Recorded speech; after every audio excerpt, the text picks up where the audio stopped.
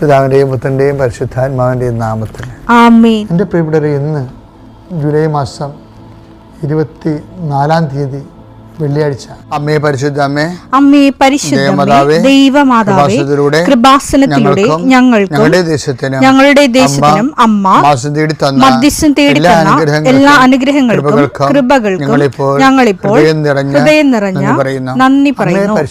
അമ്മേ പരിശുദ്ധമ്മേ ദൈവമാതാവേ, 2004 ഡിസംബർ 7 ഉച്ചകഴിഞ്ഞ് 2:30 കൃപാസനത്തിൽ സംഭവിച്ച അമ്മയുടെ പ്രത്യക്ഷപ്പെടലിനെ കുറിച്ച് തിരുസഭയ്ക്ക് സമർപ്പിച്ചിരിക്കുന്ന പഠനരേഖകളുടെ മേൽ സഭാത്മകമായ പഠനം ആരംഭിക്കുവാൻ ഞങ്ങൾ പ്രാർത്ഥിക്കുന്നു. അമ്മേ പരിശുദ്ധമേ, ഭൂസ്വർലോകങ്ങളുടെ രാജ്ഞിയായ അങ്ങേയ്ക്ക് ഭൗമസംരക്ഷണത്തിനായി പ്രപഞ്ചപ്രകൃതിയെ തന്നെ തിരുസഭ പ്രതിഷ്ഠിക്കുവാൻ ഈ പ്രത്യക്ഷീകരണം വഴി ഇടയാക്കണമേ. പരിശുദ്ധമേ, ജപമാല മാതാവേ, സകല കൃപാസനം പ്രാർത്ഥനയോടും ചേർത്ത് ഞങ്ങളിപ്പോൾ പ്രാർത്ഥിക്കുന്ന ഈ കുടുംബത്തിന്റെ പ്രത്യേക നിയോഗം പറ മക്കളെ.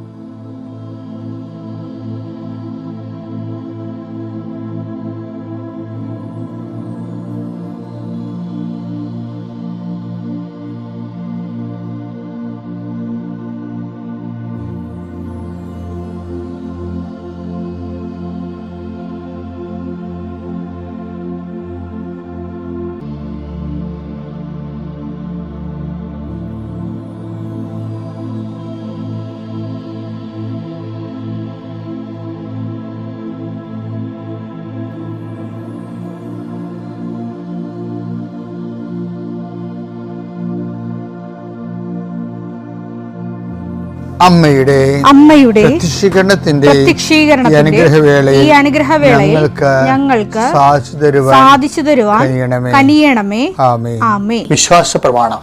സർവശക്തനായ പിതാവും ആകാശത്തിന്റെയും ഭൂമിയുടെയും സൃഷ്ടാവുമായ ദൈവത്തിൽ ഞാൻ വിശ്വസിക്കുന്നു.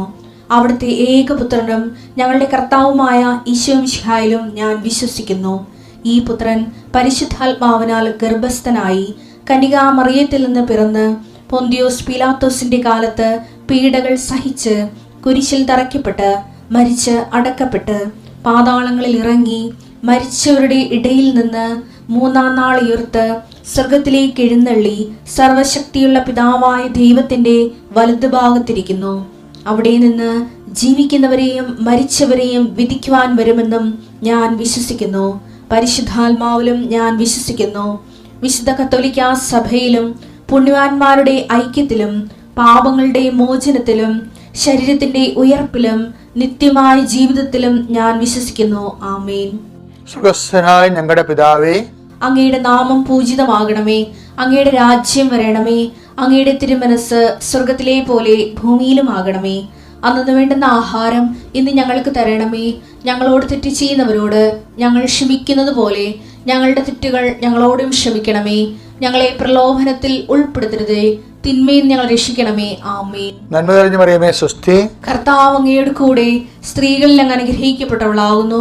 അങ്ങയുടെ ഉദരത്തിൻ ഫലമായി ഈശോ അനുഗ്രഹിക്കപ്പെട്ടവനാകുന്നു. പരിശുദ്ധ മറിയമേ, തമ്പുരാന്റെ അമ്മേ, പാപികളായ ഞങ്ങൾക്ക് വേണ്ടി ഇപ്പോഴും ഞങ്ങളുടെ മരണസമയത്തും തമ്പുരാനോട് അപേക്ഷിക്കണമേ. ആമേൻ. കർത്താവേ, നിന്റെ ഉന്നതമായ നാമത്തിന് സ്തോത്രം ചെയ്യുന്നു. കർത്താവേ, നിന്റെ വിശുദ്ധ പൗരോഹിത്യത്തെ മഹത്വപ്പെടുത്തണമേ. കർത്താവേ, സഭയിലുള്ള സാന്നിധ്യം പ്രകടമാക്കണമേ. 40 വർഷം ഞാൻ അർപ്പിച്ച കുർബാനയുടെ യോഗ്യതയാണ്. കൃപാസ്ഥാനത്താരെ ജീവനോടെ പ്രത്യക്ഷപ്പെട്ട പരിശുദ്ധമ്മയുടെ പ്രത്യക്ഷീകരണത്തിന് സ്ഥിരീകരണത്തിനായി അങ്ങയുടെ മക്കൾ ഇന്ന് അഭിമുഖിക്കുന്ന എല്ലാ വിഷയത്തിൻ്റെ മേലും സഞ്ചാരി മാതാവി സമയത്തിൻ്റെ അധികാരി അമ്മയുടെ പ്രത്യേകമായ സാന്നിധ്യം ഉണ്ടായിക്കൊണ്ട് കർത്താവേ, ഞങ്ങളുടെ കഴിവ് കൊണ്ടല്ല, അങ്ങയുടെ കൃപ കൊണ്ടാണ് അങ്ങയുടെ മക്കൾ എവിടെയെല്ലാം യാത്ര ചെല്ലുന്നുവോ, ഏതെല്ലാം പരീക്ഷ എഴുതുന്നുവോ, ഏതെല്ലാം പക്ഷേ റിസൾട്ട് കാത്തിരിക്കുന്നുവോ, ഓരോ വിഷയത്തിനും മനസ്സ് എന്ത് നീറിക്കൊണ്ട് കാത്തിരിക്കുന്ന സഹായം പ്രതീക്ഷിക്കുന്ന ഓരോ സ്ഥലങ്ങളെയും കർത്താവേ, അത് നഷ്ടപ്പെട്ടു പോകാതെ അവർക്ക് കിട്ടാനും അവർക്ക് അനുഭവവേദ്യമാക്കാനും കർത്താവെ സഹായിക്കണമേ എന്ന് പ്രാർത്ഥിക്കുന്നു. നഷ്ടപ്പെട്ടു പോകുന്ന സ്ഥലങ്ങൾ, നഷ്ടപ്പെട്ടു പോകുന്ന ബന്ധങ്ങൾ, നഷ്ടപ്പെട്ടു പോകുന്ന കരാറുകൾ, ഇങ്ങനെ നഷ്ടപ്പെട്ടു പോകാൻ സാധ്യതകളെല്ലാം കർത്താവിൻ്റെ നാമത്തിൽ ബന്ധിക്കുന്നു.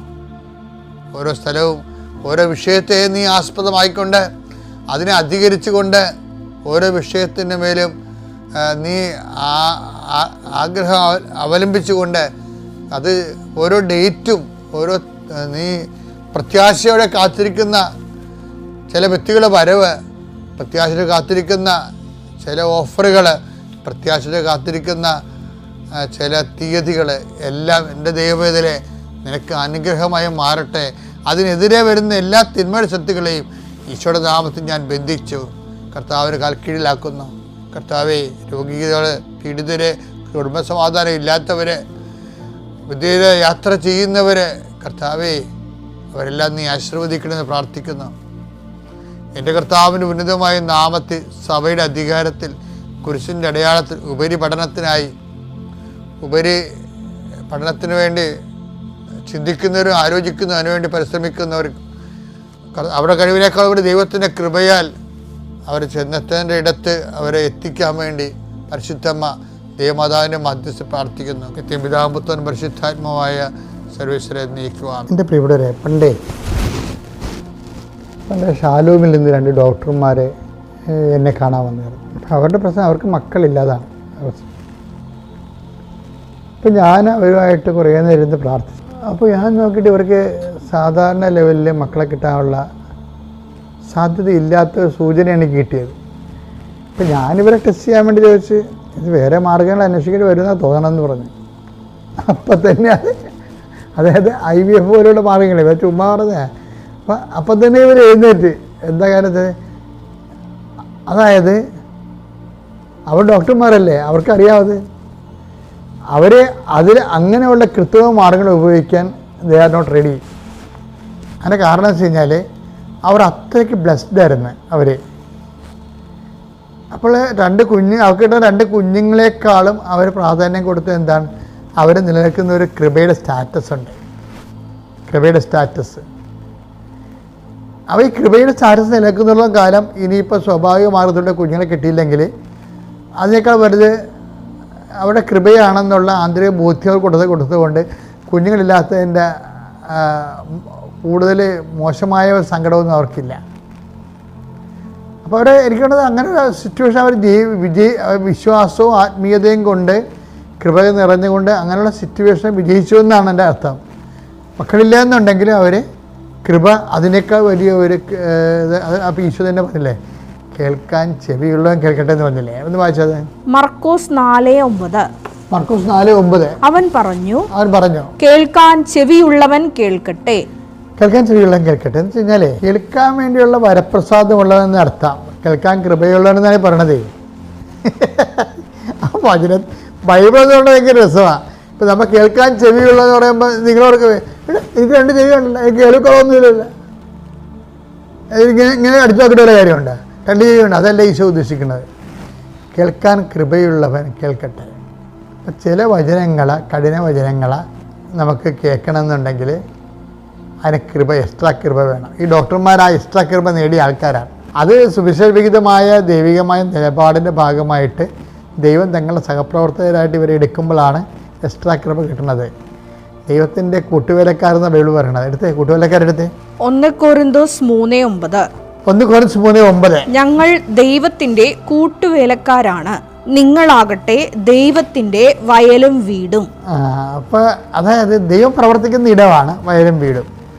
മറ്റതെന്താണ്, ആ വയലിൽ പ്രവർത്തിക്കുന്ന ദൈവത്തിൻ്റെ കൂടെ പ്രവർത്തിക്കുന്ന ആൾക്കാരാണ് ദൈവത്തിൻ്റെ കൂട്ടുവേലക്കാർ. ആ പ്രേക്ഷിതരെ ഉടമ്പടി എപ്പോഴും അന്വേഷിക്കണേ കൂട്ടുവേലക്കാരാണ്.